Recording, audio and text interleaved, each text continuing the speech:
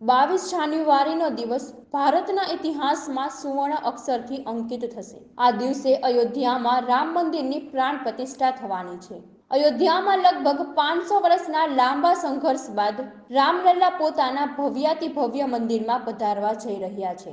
હજારો રામ ભક્તોના સંઘર્ષ અને બલિદાનો બાદ ભગવાન રામના મંદિરની પ્રાણ પ્રતિષ્ઠા સંભવ બની। આ રામ મંદિર હાલ સમગ્ર ભારતના રહેવાસીઓને એક તાંતણે જોડી રહ્યું છે। સમગ્ર ભારતમાં ચોતરફ જય શ્રી રામના નારા ગુંજી રહ્યા છે। ભગવાન શ્રી રામના અભિષેકની તૈયારીઓ અત્યારે અંતિમ તબક્કામાં ચાલી રહી છે। સમગ્ર વિશ્વમાં આ ઐતિહાસિક ક્ષણની સાક્ષી બનશે। લોકો પોતાની રીતે રામ ભક્તિને વ્યક્ત કરી રહ્યા છે। ત્યારે રાજકોટના ટેટુ આર્ટિસ્ટની અનોખી ભક્તિ સામે આવી। આ ટેટુ આર્ટિસ્ટનું નામ પ્રતિક કડવાતર છે। યુવાઓમાં ટેટુનો ક્રેઝ વધુ પડતો હોય છે। યુવા વર્ગના લોકો અવનવા ટેટુ પોતાના શરીર ઉપર કોતરાવતા હોય છે।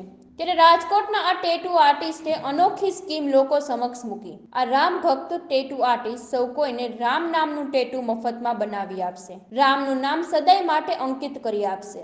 વધુમાં પ્રતિકભાઈએ જણાવ્યું હતું કે 22 જાન્યુઆરી પછી જે કોઈ રામ ભગવાનનું ટેટુ કરાવવા માટે આવશે તો તેમને 2 ઇંચનું ટેટુ 500 રૂપિયામાં કરી આપવામાં આવશે। સામાન્ય રીતે આવા ટેટુ બનાવવા માટે 3 થી 4 હજારનો ખર્ચ થતો હોય છે। હાલ પ્રતિકભાઈએ અનોખી રીતે રામ ભક્તિ ઉજાગર કરી।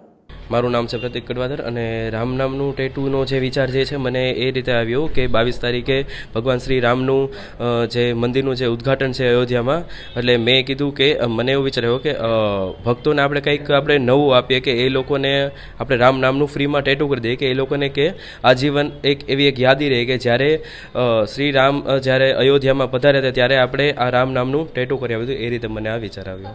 અત્યાર સુધીમાં 160 પ્લસ લોકોએ રામ નામના ટેટુ કરાવ્યા હશે।